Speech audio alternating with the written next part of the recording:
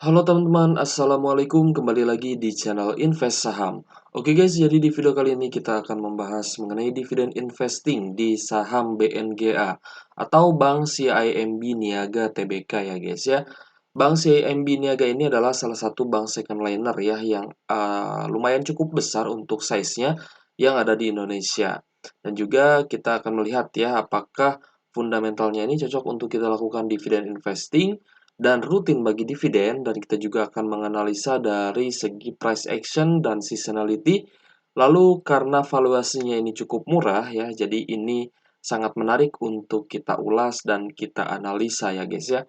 Oke, langsung aja untuk di bulan Oktober ini ya, di awal Oktober memang harga dari Bank CIMB Niaga ini cenderung stabil aja ya, jadi stagnan, belum ada kenaikan lagi ya guys ya, bertahan di level 1690 sampai 1700-an. Kita akan lihat dari segi net income-nya terlebih dahulu ya guys ya. Kuartal 1 2023 net income-nya 1,5 triliun, sedangkan untuk di kuartal 2 2023 ternyata mengalami kenaikan guys ya, mencapai 1,6 triliun rupiah. Dan ini menjadi signal yang sangat bagus ya ketika kita memilih sebuah emiten. Yang pertama kita lihat sebenarnya adalah dari sisi net income-nya atau EPS ya, earning per share-nya. Kalau misalkan secara earning per share itu ada kenaikan, ada pertumbuhan, ya minimal ada kenaikan lah guys ya. Kalau misal turun juga nggak turun-turun banget gitu ya. Itu bisa menjadi salah satu indikator yang bagus untuk kita memilih sebuah saham untuk diinvestasikan ya. Jadi yang pertama kita lihat net income-nya dulu atau EPS-nya dulu.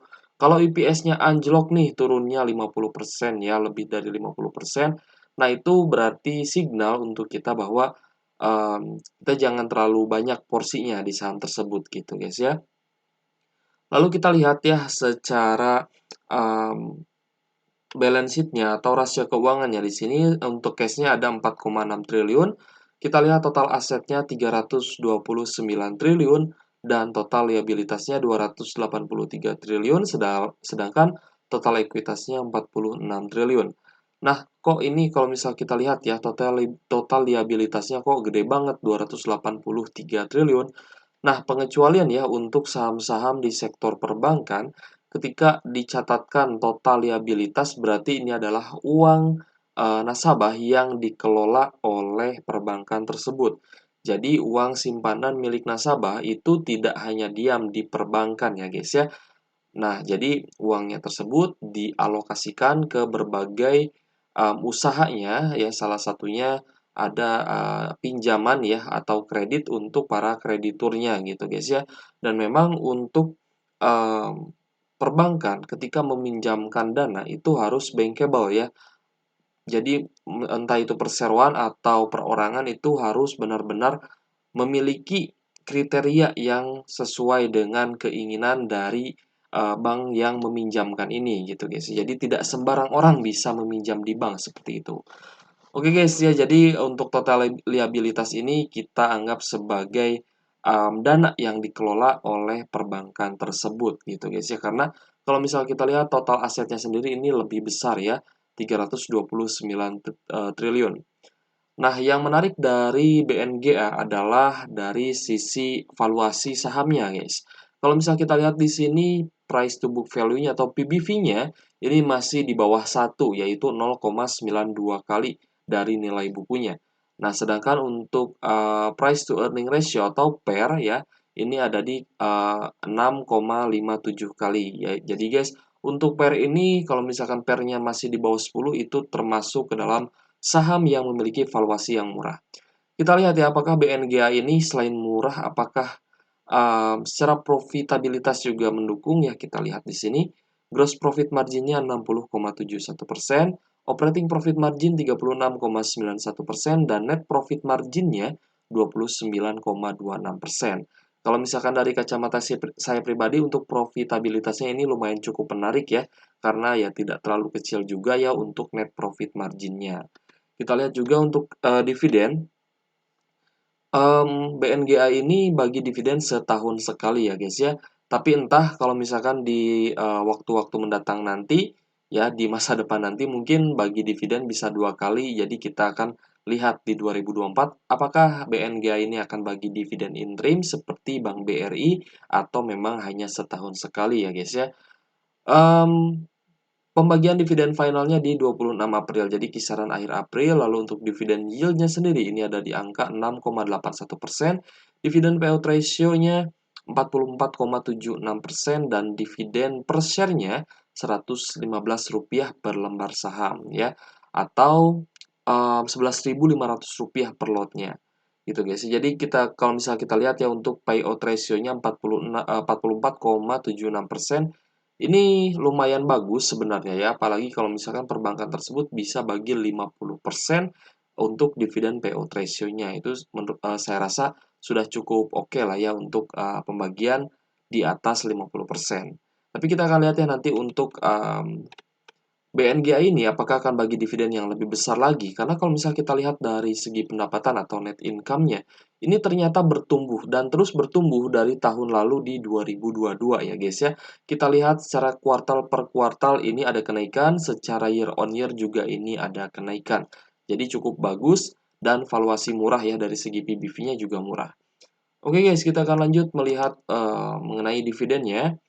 Dividennya ini ternyata ya dari tahun 2018 ini sudah rutin bagi dividen. Sedangkan di bawah 2018 ya, di tahun-tahun sebelum 2018 ini hanya bagi di 2009 dan di 2011. Lalu mulai bagi dividen rutinnya itu di tahun 2018 sampai 2023, ini berarti sudah 6 tahun guys ya, rutin sekali bagi dividen. Bahkan di 2020 pun ya, saat terjadi pandemi ini masih bisa bagi dividen ya guys ya, dan rata-rata memang di bulan April untuk dividennya Bank CIMB Niaga. Oke guys, kita akan lanjut untuk melihat seasonality Bank CIMB Niaga ini. Nah, kita ambil di sini secara 4 tahunan ya guys ya. Secara 4 tahunan kalau misal kita lihat ya, di bulan September ini ternyata memang sering turun guys ya untuk saham CIMB Niaga atau BNGA ini, dia di Septembernya sering turun. Dan di bulan lalu ya rata-rata penurunannya ini sebenarnya kecil ya, hanya 0,59% setelah kenaikan di beberapa bulan sebelumnya dari Mei, Juni, Juli, Agustus ini naik terus dan ada penurunan tipis di bulan Septembernya. Kita akan lihat apakah di bulan Oktober ini Bank CIMB Niaga atau BNGA ini akan kembali naik. Karena kalau misal kita lihat dari sisi historical seasonality-nya, kenaikan di bulan Oktober ini sangat bagus guys ya. Rata-rata naik 4,82 persenan gitu. Jadi kita akan lihat ya apakah BNGA ini akan bisa naik lagi di bulan Oktober. Karena dari sisi price action-nya saya lihat memang di bulan ini cukup stagnan ya guys ya. Oke, kita lihat ya untuk BNGA sendiri memang dari pertengahan September ini stagnan aja ya guys, jadi konsolidasi aja, stagnan, kenaikan dan penurunannya tidak terlalu signifikan. Kecuali di awal September ini sempat turun ya ke area support ya di 1630.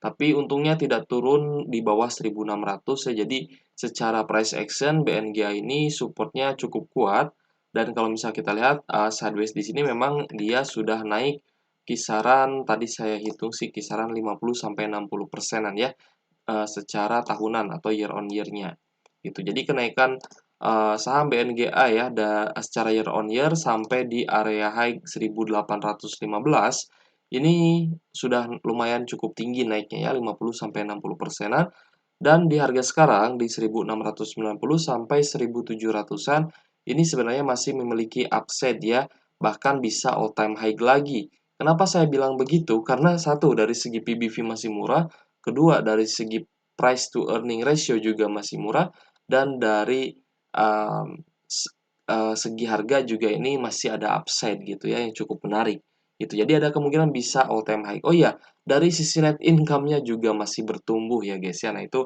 tiga aspek yang saya rasa menarik dari Bank CIMB Niaga ini. Oke guys, kita akan lanjut ke kesimpulannya ya untuk price action-nya sendiri.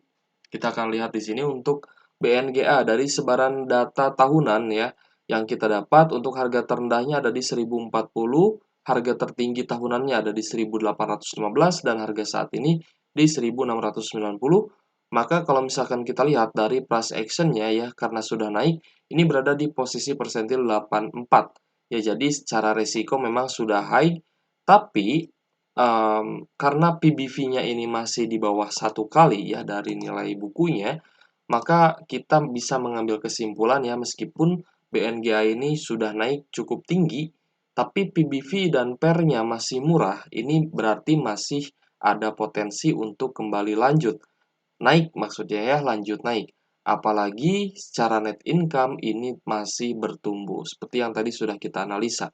Untuk target price jangka pendeknya ya, untuk saat-saat ini kalau misalkan masih turun, teman-teman tunggu aja di harga 1.600-an.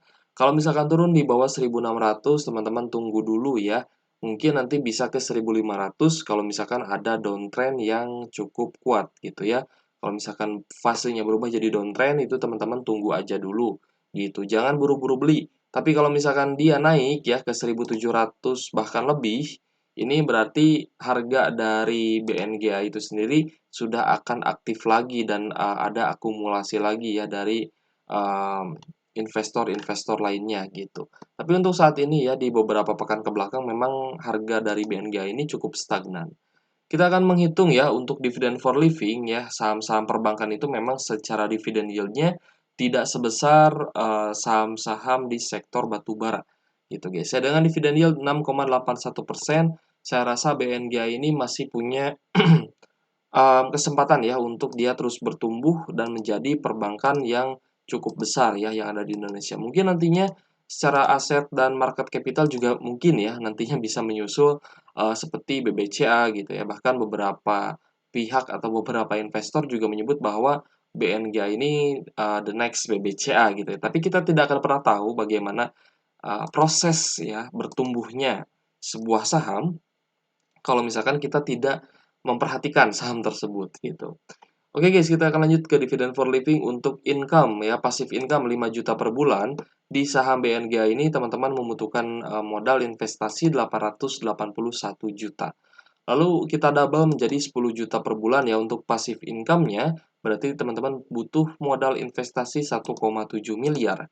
Nah, lalu kita double lagi menjadi 20 juta, maka modal investasinya teman-teman yang harus diinvestasikan di saham BNGA ini mencapai 3,5 triliun rupiah ya guys ya. Nah, jadi sudah kita bahas ya semua analisa mengenai saham BNGA ini. Kita lihat dari sisi valuasi ternyata masih murah.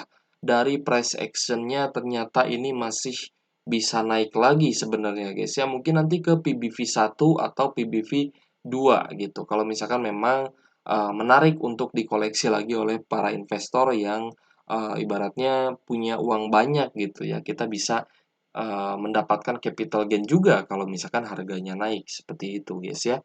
Oke guys, semoga bermanfaat ya video kali ini. Semoga rezeki teman-teman dilancarkan, usahanya dilancarkan. Dan terima kasih sudah menonton. Jangan lupa ya tekan tombol subscribe dan nyalakan lonceng notifikasi biar teman-teman gak ketinggalan info menarik lainnya dari channel Invest Saham. Oke guys, terima kasih sudah menonton. Wassalamualaikum warahmatullahi wabarakatuh.